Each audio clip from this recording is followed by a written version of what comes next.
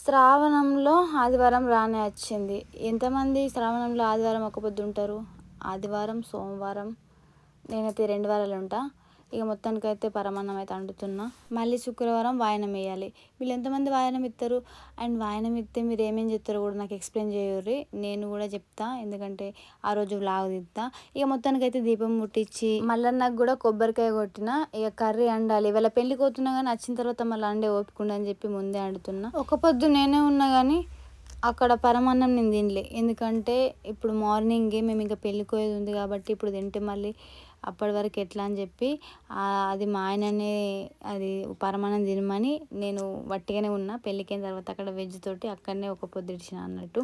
ఇక దేవునికి తెలియనిది ఏముంది, మనసులో మంచి మొక్కుకుంటే అయిపోతుంది. ఎవరు తిన్నా ఏం కాదు, మంచిగా ఉంటే అయిపోతుంది, అంతే కదా. ఏమంటారు?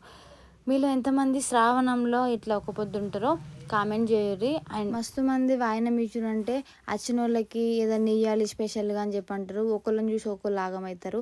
అసలు అట్లా అస్సలే కాదు. ఓన్లీ పసుపు, బొట్టు, గాజులు, అంతకు మించి పెద్ద వాయనం అయితే ఉండదు. మంచి మనసుతో ఇస్తే ఏదైనా పెద్దదే. ఏమంటారు?